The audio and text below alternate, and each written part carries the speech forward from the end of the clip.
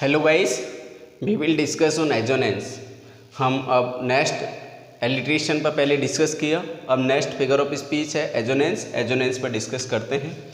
Assonance की definition क्या होती है, किसे कहते हैं एजोनेंस, लाइन में हम कैसे आइडेंटिफाई करेंगे कि इस लाइन में एजोनेंस है। तो देखिएगा, assonance is a repetition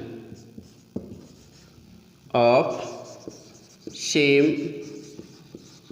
vowel sound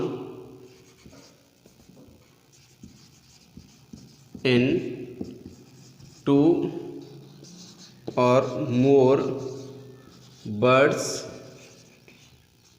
और syllables। एलिट्रेशन में हमने पढ़ा कॉन्सोनेंट की रिपीटिशन होने पर एजोनेंस होता है और वो इनिशियल होना चाहिए। यहाँ इनिशियल वाली बात है नहीं है। Assonance is a repetition of same vowel sound in two or more words and syllable. दो या दो से अधिक वर्ड में सेम वाउल साउंड की रिपीटिशन होने पर एजोनेंस होता है।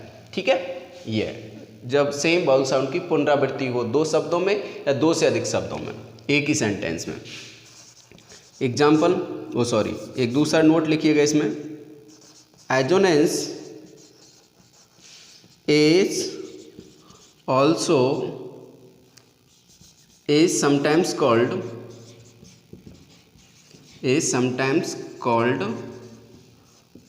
vocalic rhyme।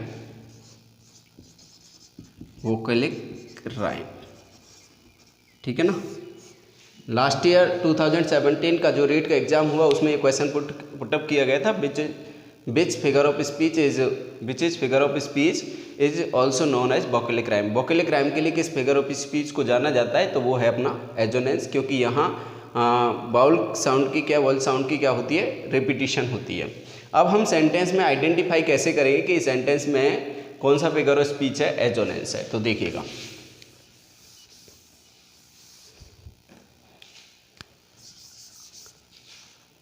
जैसे ये है एक example, twice in the high night.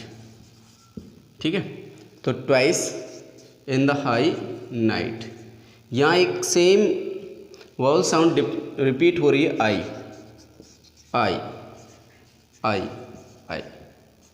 ठीक है, आ और ई, आई। तो डिप्थोंग यहाँ रिपीट हो रहा है, वाउल साउंड रिपीट हो रही है, तो यहाँ हमारा कौन सा फिगर ऑफ स्पीच है, एजोनेंस। 1 2 3 शब्दों में रिपीट हो रहा है। ठीक है, सेम साउंड रिपीट हो रही है। सेकंड एग्जांपल देखिएगा, men sell the wedding bells. ठीक है, यहाँ देखिएगा, man sell the wedding bells. Man A की यहाँ साउंड होती है। ठीक है, तो यहाँ किसकी आ रही है, ए की, यहाँ भी ए की है, इसमें वेडिंग वेल, तो यहाँ सब में ए की साउंड रिपीट हो रही है। किसकी हो रही है, ए की साउंड। तो ए की साउंड रिपीट हो रही है, तो फिर कौन सा हुआ, एजोनेंस हुआ। ठीक है, नेक्स्ट एग्जाम्पल देखिएगा, try to light fire. Try, I diphthong आ रहा है, लाइट आई, फायर आई, यहाँ डिप्थोंग आ रहा है ना। तो यहाँ वाउल साउंड क्या हो रही है, रिपीट हो रही है। नेक्स्ट एग्जांपल देखिएगा, clap your hands and stamp your feet. ठीक है, ये एग्जाम्पल है। अब यहाँ देखो किस साउंड की क्या हो रही है, रिपीटिशन। क्लेप ए की हो रही है, हैंड्स एंड ए, आई की क्या हो रही है, यहाँ पर रिपीटिशन हो रही है। ठीक है, फीट में नहीं। ठीक है, यहाँ देखो, तो यहाँ ए आई के लिए क्या होता है, ठीक है, क्या होगा, सिंपल ये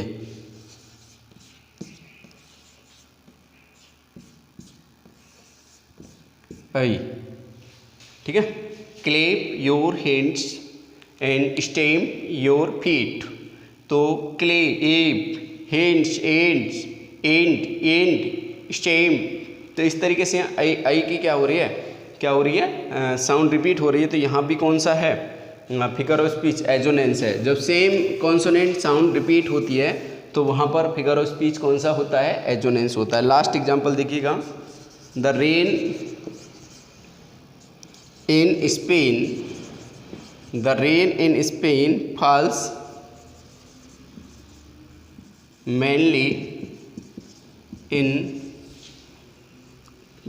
mainly on the plain, ठीक है। अब देखो यहाँ किसकी sound, rain, ain, Spain, mainly, ainly, plain, ठीक है। तो यहाँ ए का क्या होगा, ए, और इसका ये साउंड क्या हो रही है, ये डिप्थोंग यहाँ पर क्या हो रहा है, रिपीट हो रहा है, ठीक है ना।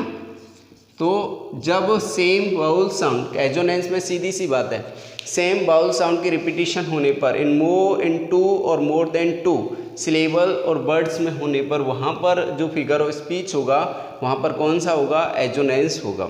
Sometimes assonance is also called vocalic rhyme, vocalic rhyme भी इसको कहा जाता है क्योंकि यहाँ वाउल साउंड की क्या होती है, रिपीटिशन होती है। हेड राइम या इनिशियल राइम किसको कहा जाता है, एलिट्रेशन को कहा जाता है, क्योंकि वहाँ पर इनिशियल जो कॉन्सोनेंट साउंड रिपीट होती है इसलिए उसे हेड राइम या इनिशियल राइम कहा जाता है। ध्यान रखना इसको, ठीक है। और इस चैनल को ज़्यादा से ज़्यादा सब्सक्राइब करें और ज़्यादा से ज़्यादा शेयर करें और सब्सक्राइब भी करें, ठीक है। ओके।